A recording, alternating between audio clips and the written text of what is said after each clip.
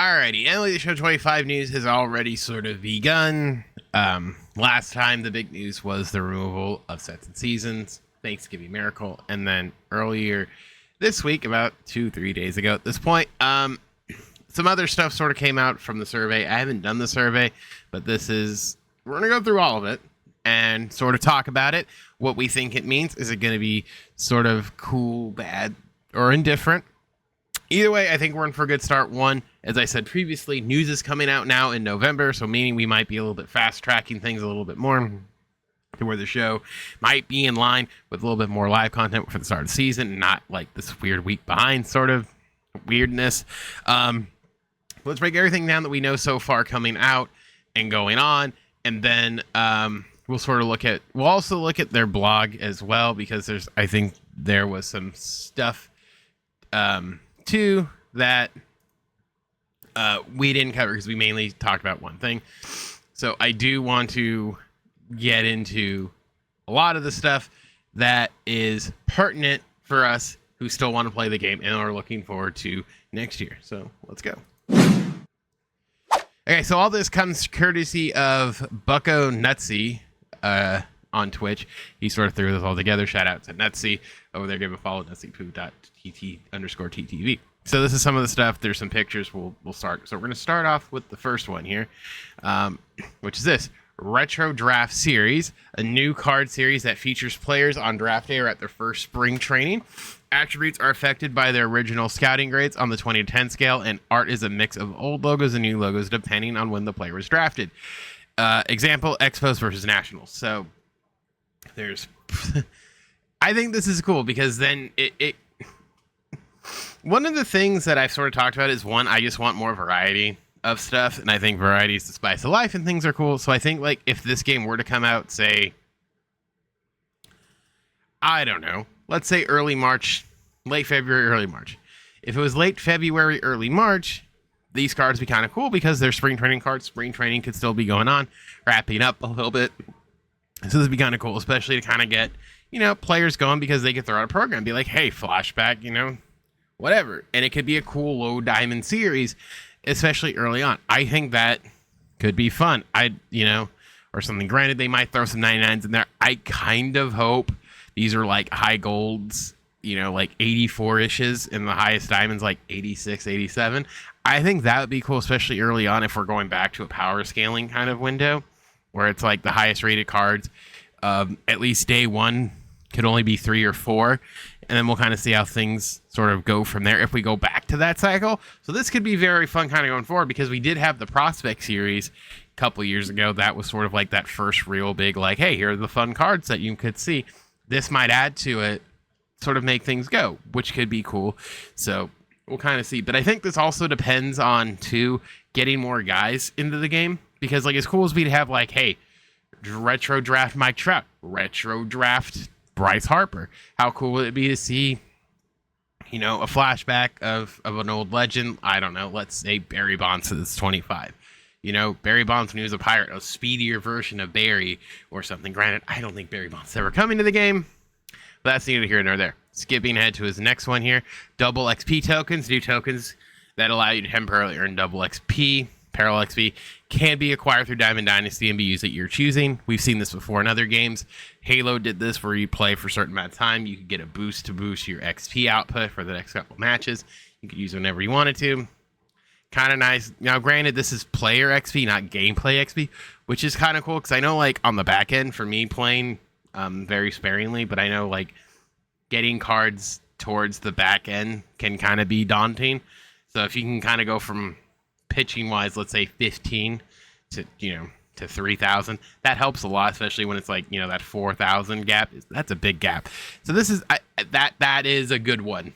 That is a good one. So if they get him, I don't know how many you would get, because some players might even forget about him, but it would make the race, if you want to be 1-on-1, way more enticing, way more fun. DD Commissioner, a new feature where the Commissioner changes the core baseball and team building rules for players in Dynasty every 2 weeks. Example, the DH is no longer available. And pitchers must sit. As a user, you have influence/voting power to help determine which changes get implemented. Now, this one, when I first read, I thought was interesting. Mainly because I feel like this would be cool in an event. Event rules instead of game mode wide. But I think 2 weeks of sort of going back to a DH would be fun for a little bit. That could be interesting. Like, I'm trying to think of like just event rules where it'd be like, hey, only lefties, only switch hitters for the next 2 weeks. Stuff like that is what I kind of figure would be the case. And it looks like the users, so it's the community voting on this. To me, this feels more like they're just trying to put events in there, but I do understand, especially if we're going back to the normal sense of MLB The Show, that this is one way to keep the content spicy, so we're not just running the same team every time, right? So this is cool. I don't... Implementation could be a wee bit odd, but every 2 weeks, like I said, I don't know... I'm intrigued. I think this is a good enough system where if it's, especially when the gameplay is kind of low, if they're to throw something cool or weird or wonky in there, I'm all for it. But I kind of want to see what the voting style is, because if it's just like, you know, they use examples like no more DH, so you have to go back and hitters have to hit.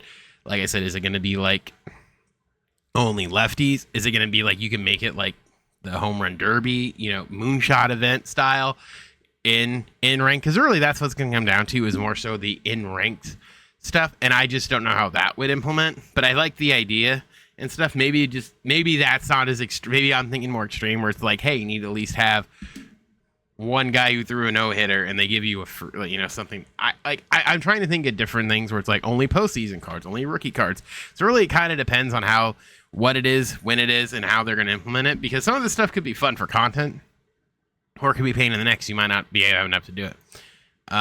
Row card series. A new series where a card starts at a low overall and slowly upgrades by completing missions with the player. Once all the missions are completed, the card now increases by 1 overall. Then a new set of missions come available to complete and do the process over again. So to me, this feels like evolution, but it's just going to start off a little bit slower. I want to know how low, because you're going from common all the way to diamond. That's kind of a pain. But if it's like a bronze and it's just an evolution card, I don't know. But I'm intrigued to where the starting point is, because that'd be kind of cool to sort of start with every so often, where it's like, hey, you get these 3 cards. Like let's say that's what the mini bosses were next year, where it's like you get a bronze like Mo, Larry Walker, Vlad Senior, and you use those cards throughout, and that card gets better and better as you go along with it.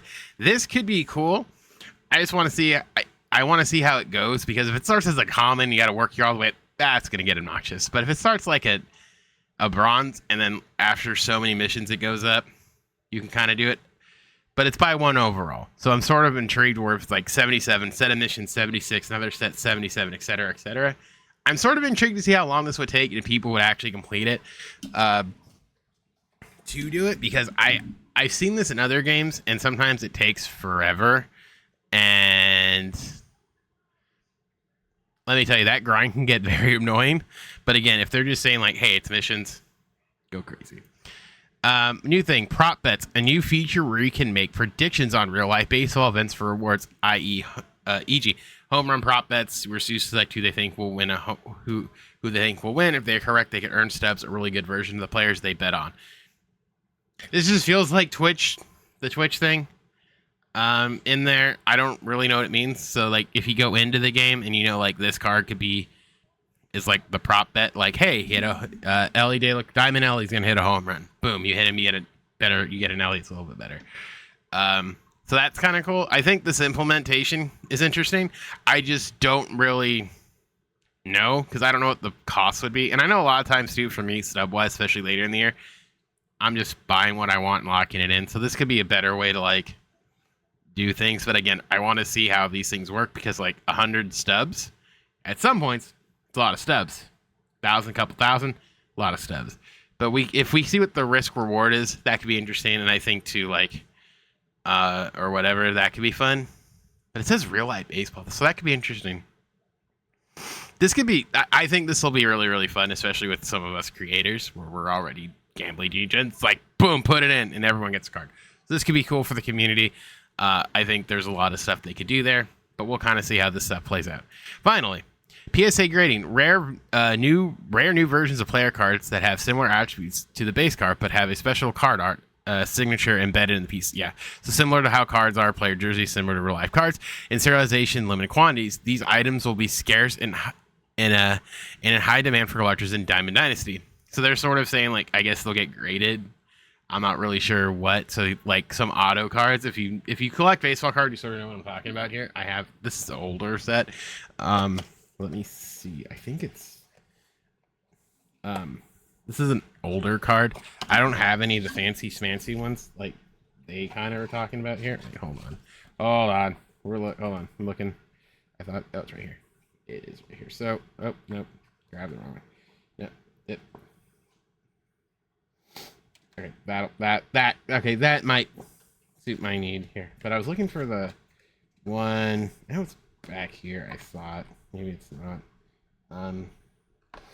That should suffice, I think. Hold on. I'm gonna look for it because there was a specific card. Oh, it's right there. Another gun. That's where it was. My bad. My bad. On that one here, I'll pull this out too because I think this is what's going through my head. So like this one, I don't know if you can kind of see it here. Hold on. If you can, I'll make it full screen so you guys can see this a little better. But you can see this is like a different card. It's a cutout. It's a Mike Piazza, and it's cut out to the 70th anniversary of like Topps or something. So a card kind of like this, I would assume, could be something. And it's like, what does it say? Platinum players for 70. So like something like that. Maybe like some of these like more retro ones where it's like there's a signature on it. Like this is a Freddie Freeman, and it's not like a fancy schmancy signature card. But like it's got a signature on it. Like, is it price very high? No, not really. Get it to focus on it. Not really. Or something. I like, again, this is like more what I'm thinking, but I know what they're talking about. But like something like this where it's like, oh hey, a Chipper Jones card with like a Topps thing on it. Mainly what they're talking about is cards that are like one of ones and stuff. Where they have like, they're like autos really, like you pull them, they have like a piece of the thing. So basically that's what they're talking about. But we'll see. I don't think it's gonna be slot machine, kind of like what this guy's saying here. This hey sad boy. So surely all the people who clutch their pearls and say we're against slot machines, 2K slot machines will equal outrage to the critical of SCS for literal prop gambling. We'll see. Again, I don't think it's what we implement, because there's like, hey, what about this idea? What about that idea? Who knows? I think it's gonna be interesting, especially if you're just following along, because it's if you're gambling VC, I could care less, because if you open a pack, you're already doing it anyway. At least this way, you kind of have control of what you're possibly gonna get, not just opening a pack and hoping you get something shiny. That's me personally. I will, like, if there was a battle pass, I would probably say get the battle pass, because you know exactly what you're gonna get. Personally, okay. Looking ahead here, so let's take a look at sort of their blog here. So we talked about Diamond Dynasty, season 4, blah blah blah, 25, and talks about 25. So here's where we're going. So we work to develop the authentic, realistic experience. They talk about the road to the show, deepening players' journey being drafted, and return to how a player develops in new interesting ways. Diamond Dynasty talks about this, so we're kind of implementing this.